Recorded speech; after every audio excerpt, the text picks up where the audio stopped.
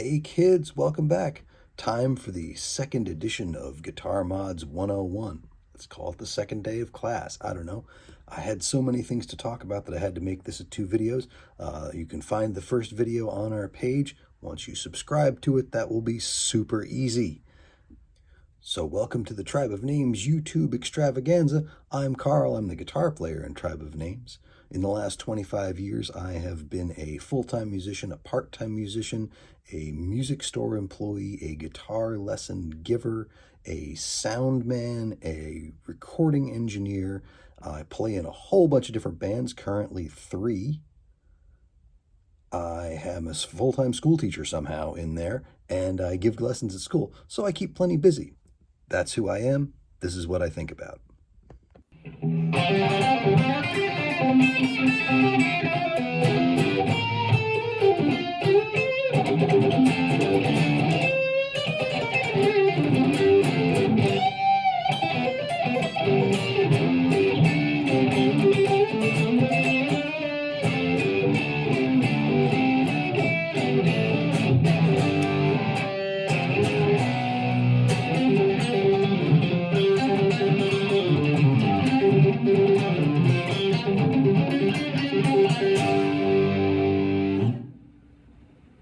This is just a box stock 2006 Fender American Deluxe Telecaster, but it's had one important change that I wanted to make sure I showed you.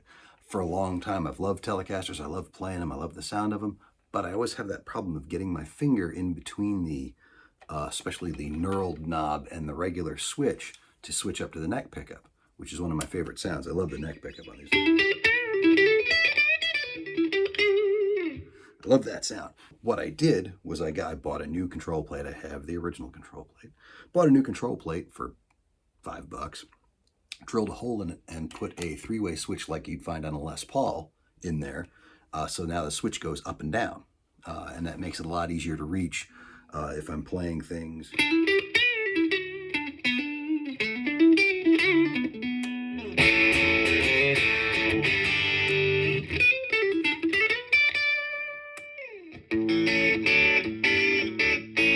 I can just get around the switching a lot faster that way.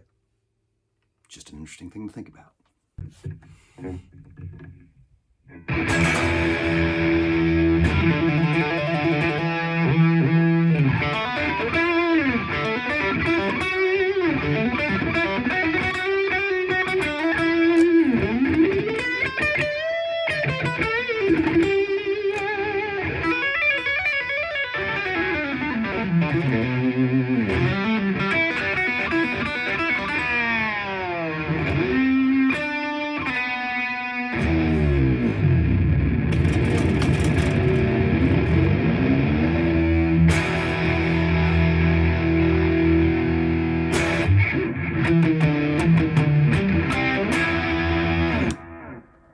So there's a time warp for you. It's a couple weeks later, and I was finally editing down this video and realized that with the things I was wanting to leave in and the things I was going to take out, it was either going to be way too long for one video or kind of too short for 2. So they gave me an excuse to add this guitar into the mix.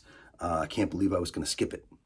This is a late 80s Fender Hartfield Talon 4. It was when Fender decided they were trying to go head-to-head with Ibanez during the shred wars of the late 80s. They came out with these. They didn't sell great, but they were beautiful guitars. Real Dimarzio pickups. Real Floyd Rose. Can't go wrong with that. In the 90s, it was a huge advantage to be a fan of completely uncool guitars because everybody wanted vintage Jaguars and vintage Strats and vintage Tellys and all those things. I got this for $90 in near mint condition with the Dimarzios, with the Floyd Rose Pro. I had always wanted to have a guitar to fool around with a Floyd Rose and do all those cool Steve Vai things. This was the perfect thing for me. And it took me about 2 weeks to realize that I was sort of annoyed by locking nuts. So I was talking to the guitar tech at the first music store that I worked at. The guitar tech at the first music store that I worked at was Matt Ardinger. If you're unaware of who he is, look at ardingerguitar.com. He makes unbelievable guitars now. When I knew him, I think he was right out of high school, and I was fixing guitars at a little music store in Emmaus, Pennsylvania, and doing a great job. He suggested that we put a roller nut on here, and I went right along with him, and it worked out great. So it's just an LSR roller nut, and we put Spurzl locking tuners on there, and then you can strangle this thing, and it comes right back 90% of the time. Sometimes you have to give it a little back bend to settle the strings back down, but for the most part, it's completely stable. None of the hassles of a regular locking nut. So it's delightful.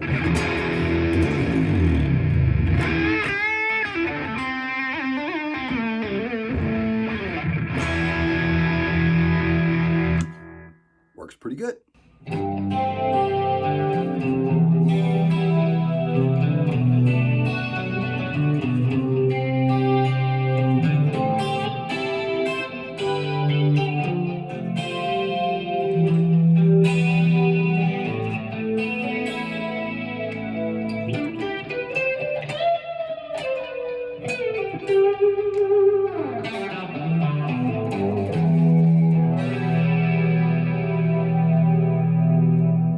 So, okay, one last modded guitar. This is sort of the ultimate mod.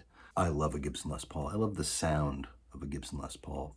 I'm never comfortable playing them. I've owned two amazing ones and sold them both because I just never played them. But I love that sound. About 4 years ago, I decided that what I wanted to do was build a guitar that played like a Telecaster and sounded like a Les Paul. I don't think I got exactly there, but I got really close with this. And this is my first ever guitar that I've built pretty much from scratch. Now, I bought the body from a place called Renegade Guitar Works, which I believe was in New Hampshire, and they don't appear to exist anymore, which is tragic. They had beautiful bodies that they sold. This particular one is a mahogany back, maple top with a heartwood purple heart stripe through it. Beautifully finished body, or beautifully made body. It came to me unfinished. I had to sand it and finish. I did a true oil finish on it, which is just basically wiping this gunk on it. I don't know, I think I did about 20 coats of it. So I got the body from there. I'm afraid you can't get one because I don't think they exist anymore. The neck came from a place called Best Guitar Parts, which, as I understand it, is some guys who used to work for Mighty Mite, guys and girls, who used to work for Mighty Mite, and they now have a place in the Pacific Northwest someplace, and they make all kinds of things, but they make necks, and they make them almost completely to order. When I ordered this, I ordered a mahogany neck in sort of a 70s and 80s Strat cut with a 3-in-3 headstock with a rosewood fretboard, stainless steel frets, and that's what they sent me. I had to crown the frets. The neck was too big, so I actually spent a lot of time, I don't know if you can see it, but the neck has been sanded down flat, almost like an old Ibanez Wizard neck. It's a little chunkier than that, but the same basic idea. Put all of that together. It took about 4 months to do the whole thing. Finishing the body really was what took the most time. That was, working on it a little bit every night for quite some time. It's had a bunch of different pickups in it, but the final set now is a Gibson 57 Classic and a 57 Classic Plus, hip shot bridge. Everything's wired up like a 50s Les Paul wiring with the capacitor in line between the volume and the tone. Three-way switch right down there where I like it. Again, another thing that bugs me about the Les Paul is having it up there. It's just too far away for me. This is exactly where I want it. So I made this guitar. It's got Planet Waves locking tuners on it. It sounds fantastic to me. It doesn't exactly sound like a Les Paul, but it's very close. Now, we could get into a whole entire discussion, and maybe that day will come on our YouTube channel, where we'll talk about, I've been told many times that the wood and the composition of the guitar has nothing to do with the guitar sound, that the pickups, everything's in the pickups. But I've got these pickups in a bunch of different guitars, and they sound different in every guitar, so no one's yet explained that to me, so I'm sticking with the fact that the whole picture has to have something to do with it. Maybe I'm crazy. I don't know. I'm okay with being wrong. The only other thing that I did was sort of a late addition. I found at a trade show, I found a Fender Deluxe backplate. So I shaved down the point of this corner so I have a little bit better access to the top frets. And that's been very valuable. It's very much more comfortable to play up high on this guitar because of that. These are kind of hard to come by, but if you can find one, great. You could probably make one if you've got tools and stuff. Oh, it's also got a brass nut on it, and that made a huge difference. It's an adjustable height brass nut, but that made a huge difference in the playability and the tone of the thing too. So that is the custom. I want to do another one sometime soon, so I'll keep you posted. So there you have it. Modding guitars maybe isn't for everybody. If you have a guitar that you bought right off the showroom floor and it's perfect for you, I'm genuinely happy for you. That's fantastic. But I think it's important to stay open to the idea that if there's an easy way to make a change to a guitar and make it sound or play or just feel better to you, you should go for it. There's a lot of fun to be had. You may discover some really interesting things. I like to tinker a little bit, so that works in my favor. I know a lot of people who also like to tinker, so I can sort of steal ideas from them, and I do mercilessly. If you have any cool mods that you've done on your guitars, I'd love to hear about them in the comments. Hit like if you liked the video.